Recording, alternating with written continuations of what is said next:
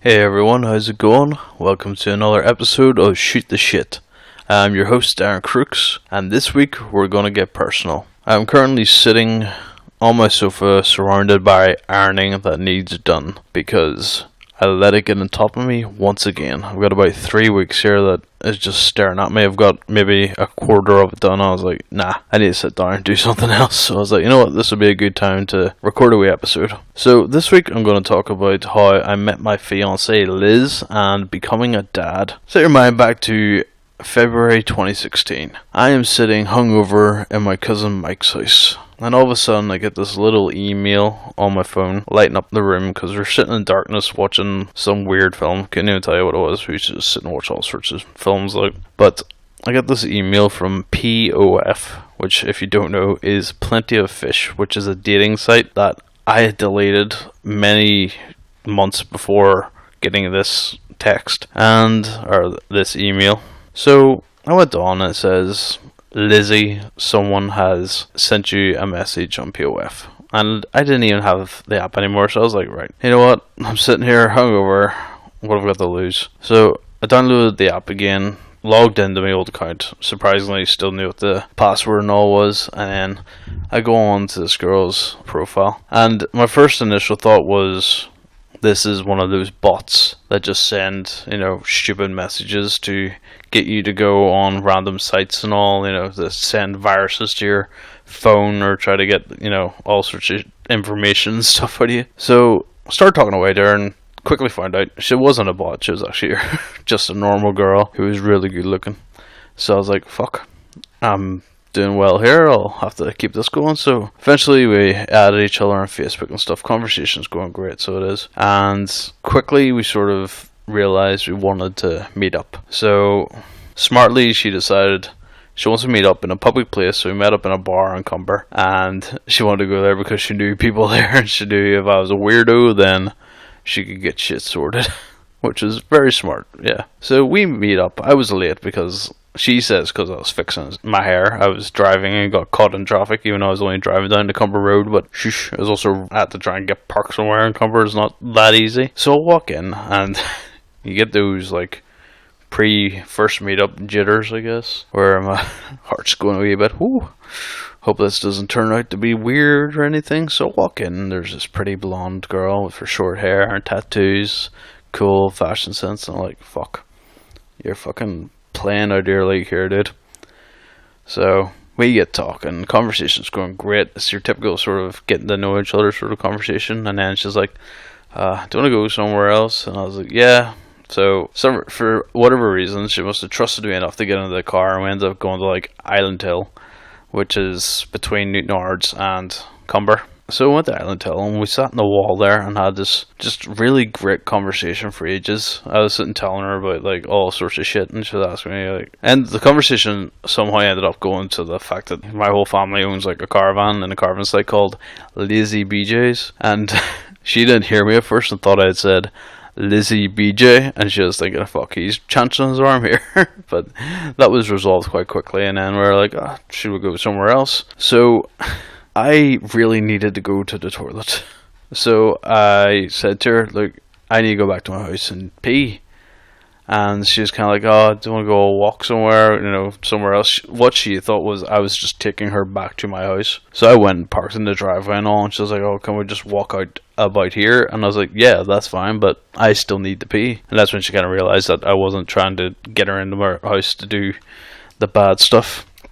All I needed to do was take a piss, so I invited her up to my room all just so I could go to the toilet. I didn't want her sitting in the car and stuff, so she walked in, she had a wee nose around, realised how much of a weird film nerd I am and stuff, and then quickly got out of there, and we ended up going to like Scrabatar because she'd said she'd never been before, which I just couldn't believe, and it was windy as fuck up there.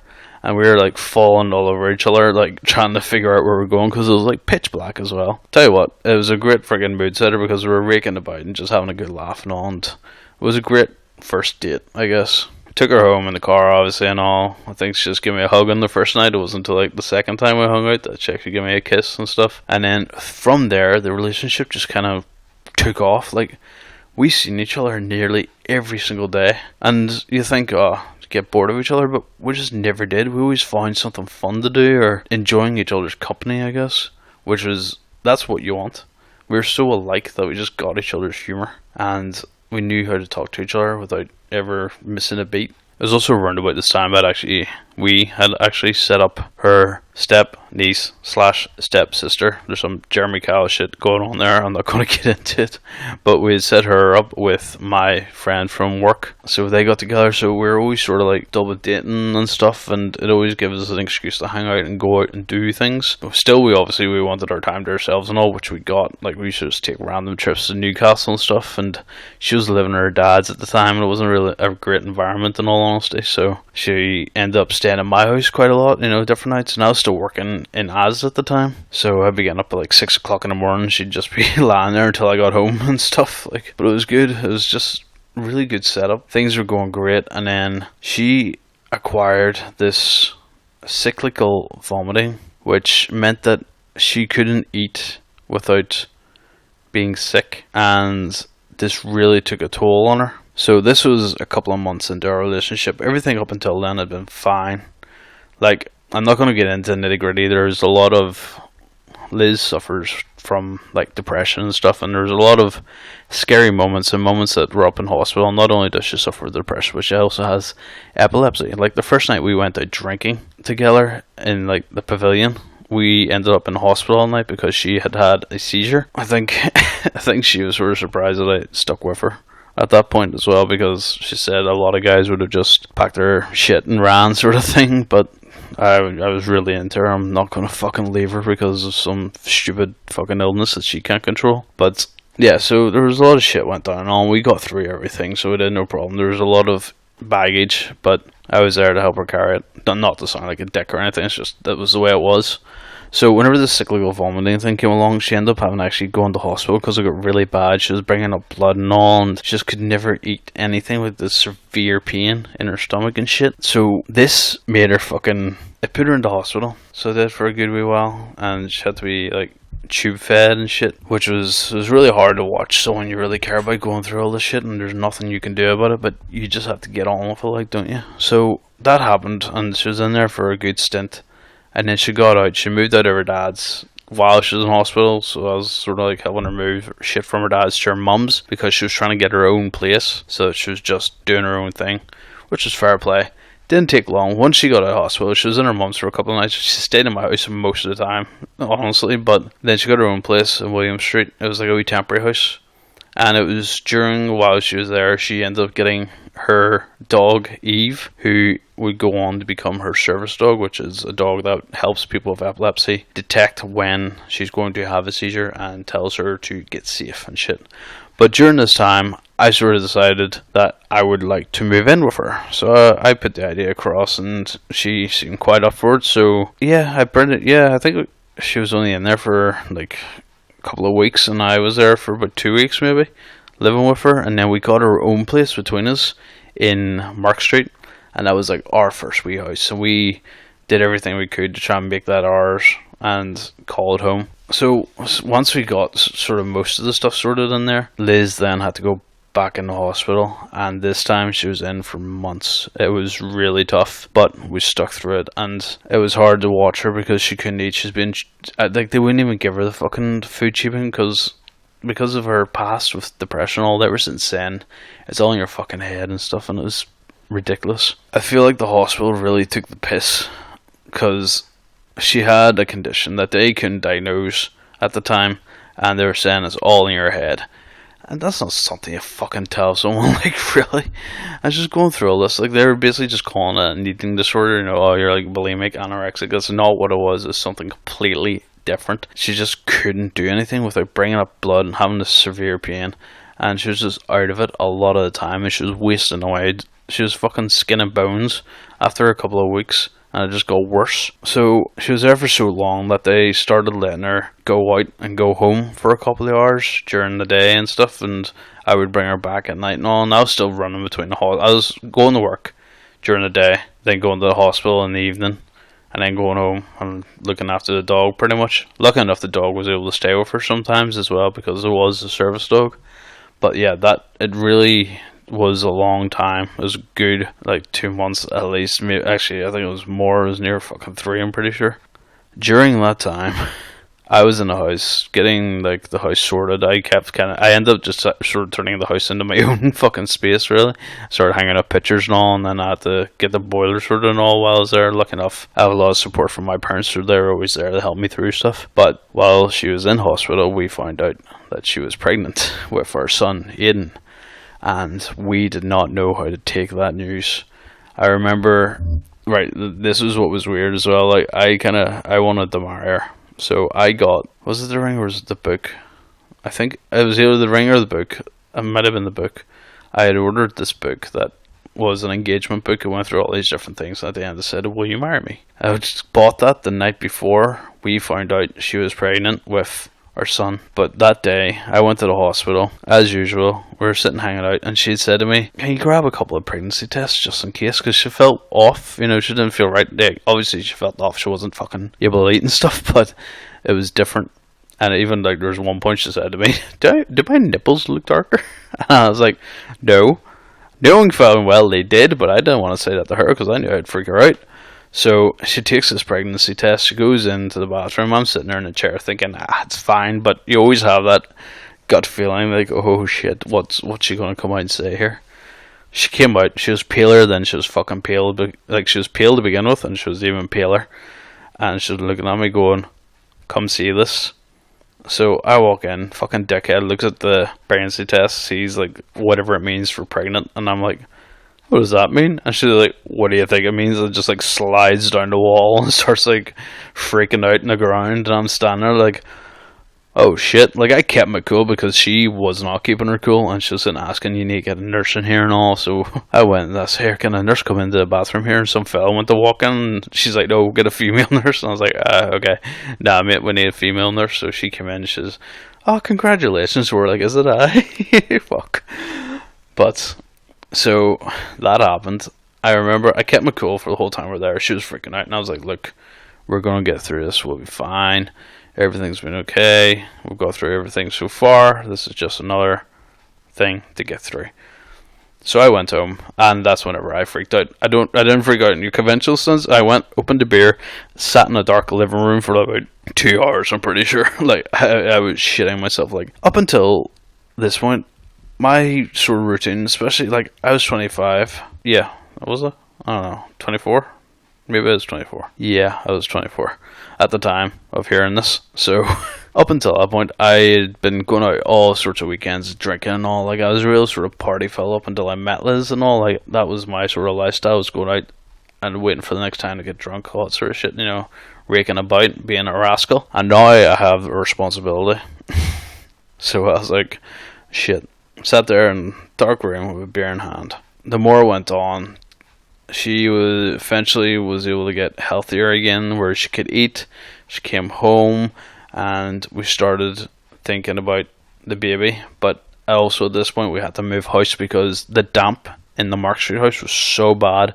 It was affecting, like, my skin and all. Like, I have pretty bad eczema, but it was like really irritating, and it was affecting breathing and all. And she has pretty bad asthma too. We eventually got out of there and moved to where we are currently, which is also not a great fucking place. Like, it's a great flat, but the people that surround us are fucking assholes and ball bags. Like, I could go on the list of swear words to call everyone, not everyone, but most of the people who live in this apartment block. It's a fucking terrible place to be. I wouldn't wish them upon anybody. There's some fucking scumbags here, and I'm not afraid to say it, because Jesus Christ, they annoy the life out of me. It's not a place you want to raise a child. But anyway, so we ended up moving here, and we thought we'd hit the jackpot because it was a great flat and there's loads of space, and we were able to get the wee man's room sorted, which is class, and all my DVDs and all my crap fitted in it, which I really wanted. We really made the place our own, but then, like I said, the people around us really made us start to hate the place, and the more we're here, the more we hate it. But yeah, so we celebrated our 2-year together anniversary while Liz was pregnant, and I was absolutely hammered that night. I think we'd booked out the Ivy. It was like an engagement party as well as an anniversary party. And also, I guess, to celebrate the fact she was a couple of months away from having our son. But yeah, I got to say blocked that night because people kept buying me shots and the barman kept giving me free shots and all, and that was a mess. Like, I think we went home and I was adamant on opening like engagement presents, and I can't remember a fucking thing from that night. I just remember she tried to like throw me under the bed and my boxers and all fell down. She was like, "Is this what I'm getting myself into?" But yeah, so time went on, and she was pregnant. I moved jobs to Omniplex Cinema in Donald, which was a great job. It was probably one of the best jobs I've actually had, even though I've had like 4. I worked in the cinema first, Movieland in Ards, and I worked in game in Ards for like 2 weeks. Then I moved to Asda, where I worked there for 7 years. So glad to get out of that place by the end of it. It used to be a great place to work, but then over time it just got really shit. The people that were working there, like all my mates were dead on, but then a few of them started to leave to do other things. The management just fucking started to dick about. It was unbelievable. Terrible place to work for, to be honest. I wouldn't recommend it to anybody. But yeah, whenever I moved to Donald Omniplex, that was class. It was a great wee job, but I was only there for a couple of months because of Liz's epilepsy and stuff. She would have needed social workers and all constantly around the place because she wouldn't be able to be left alone with the child because she could have a seizure at any point, and that would leave her in danger as well as the child. So the decision was made that I needed to leave work, which was a difficult one for me at first because I've been working since I was like 15, 16. So I didn't know not working, and even whenever I used to have holidays and all, I would find myself bored within like the first week and stuff. But I would rather be there than a stranger for her and my kid to be looking after them, which is what has happened. And that's why I'm like doing podcast stuff and all, because at night time when everybody goes to bed, I need something to do other than ironing, apparently. But yeah, so whenever Aiden's due date was close, I said to Omniplex that, look, I'm going to have to leave.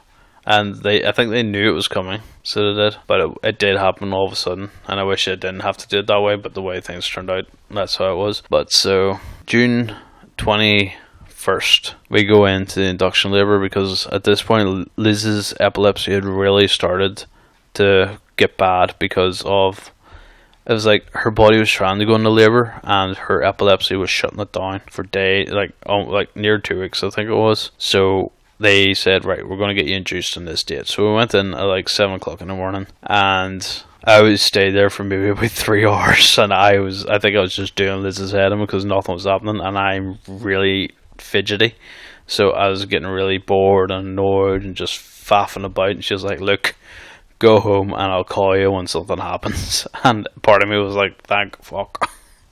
So I went home and faffed about, took the dog a walk, I did some of the ironing and stuff, and just slept and watched TV pretty much. And I get a call later that night while I'm doing the ironing. It was like 11 o'clock, and she's like, I'm feeling tightness and all, like she couldn't talk through the contractions and stuff. And I was like, should I come up? And she's like, I don't know, because they're a bit weird about having people up at the time, because it's not like visiting hours or anything, I guess. But then, so yeah, that was fine. Nothing happened for a while. It was like 2 o'clock, 2:30 in the morning, I get a call from the nurse, and or the midwife, and she's like, don't want to make your way up. There's no rush or anything. We're just going to move around to the induction ward here. So if you want to get all your stuff together and come up, that'd be great. So I was like, sweet, no problem. So I get the taxi ordered, get on with gear together, waiting outside for the taxi. Nothing's coming. I've been waiting there for about 10 minutes, and I get another call from the midwife saying, are you on your way yet? I'm like, I'm waiting on a taxi here. And she's like, is it on its way? I was like, yeah, it should be here any second. All right, how long will it take you to get up here from then? I was like, I don't know, about another 10 minutes probably. And they're like, right, okay, sure, we'll see you soon. So I'm sitting there again, really agitated, because I'm thinking, right, so something's happening here. Where the fuck's my taxi driver? Get a call from the taxi place, and they're like, he's around the other side. So the dickhead had went to Mill Street, not fucking Regent Street, which a lot of people seem to have issue with this place.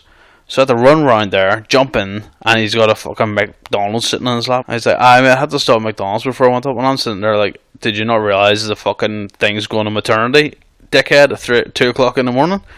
So I had slabbered on the whole way up to the fucking maternity, jumped out, ran up the stairs. While I was running up the stairs, I'll hear, Darren, is that you? And I'm like, yeah. So I run up the stairs, midwife takes me into the room where Liz is, and there she is, holding our son on her chest. And I just froze. Like, she said my face was a picture. Although whenever I walked in, she looked at me and went, it's a baby. And he's sitting there, he's all cuddled up to her and all on her chest and stuff. And luckily for me, I didn't see any of the damage. So then that happened down below. I just went straight over, and I've never experienced that feeling in my life of going over there and seeing this thing that is my son. It was crazy. Like, you won't know it until it happens to you. Like, you really won't. And I'm hoping it's going to be the exact same whenever my daughter comes along. But that was a really great moment. I got to cut the cord twice, actually. I cut it once to disconnect it from her, and then I cut it again so that they could like clamp it, which was kind of nice. It's like cutting the fat off bacon, is how I could describe it. You know, like raw bacon where it's really stringy. That's like cutting an umbilical cord. That's really weird looking as well. It's all white and shit. Ugh, even thinking about it. But yeah, so I got the feed in this first bottle and all while Liz got stitched up. And apparently I was like, oh, it didn't take that long to stitch up. But I was feeding and staring at the wee man for an hour without even realising while she was getting fixed down there. I think the doctor actually came in. He's like, oh, I need all my surgery skills for this one and stuff. So she, like, they don't give you any fucking chance whenever you've had a baby. Like, they had her up and getting a shower and all, like, moments after, or well, after she got stitched up, obviously. So I was like, they looked at me and they're like, oh, can you keep an eye on her? I was like, okay. So I'm like standing in the middle of the room between the shower and him because I don't know what to do. Like, I have never really looked after a child, a baby. So I'm completely out of my element, and I'm standing there like a spare dick. Like, what do I do here?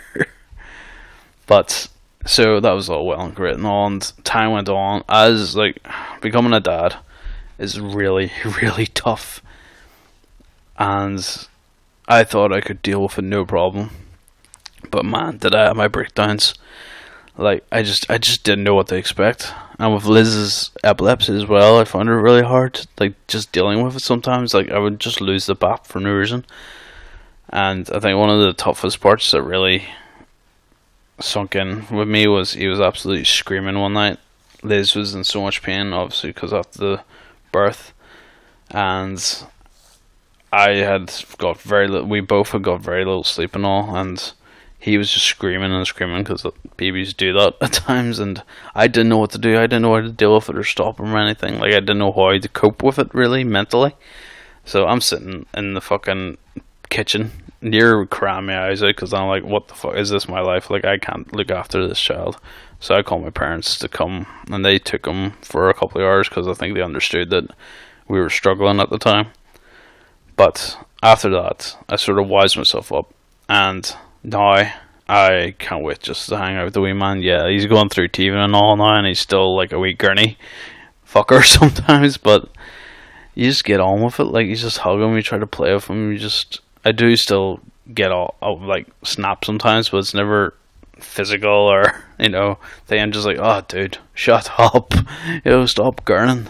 She was as well, like, it's natural, but yeah, we're going to be going through it all again.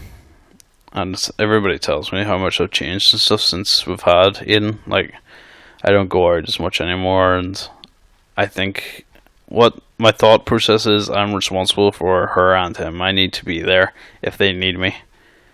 I can't be out gallivanting and dicking about. I need to make sure they're looked after. And although I'm not looking after them financially, I'm looking after them emotionally, and they are doing that for me as well, because I'd go mental without the both of them. Fuck knows where I'd be right now. Drunk in a ditch somewhere, probably. Like, my drinking was excessive at one point, but I would not change anything in my life. I'm happy where I am, and I can't fucking wait for the rest of it to happen. I can't wait to have my daughter, and I can't wait for Liz to be not pregnant for more than 3 months. Like, once we have her daughter, that's it. There's no more, because she wanted 3, I wanted 1. I think we'd kind of compromised on 2. But yeah, I don't know. I'll be lucky if any of you guys have actually stuck on with this video, because I really have just been rambling. I didn't write any notes or anything for this. I just wanted it to be just raw and what came to the top of my head, I guess, because I am just speaking from the heart. But yeah, so here's on to the future, and here's to the future of Shoot the Shit as well. I will be continuing to do this podcast, maybe not every week, but it's still going to be consistent enough, hopefully. And I hope you guys will stick along for the ride. So thanks for listening, and I'll talk to you guys next time. Bye.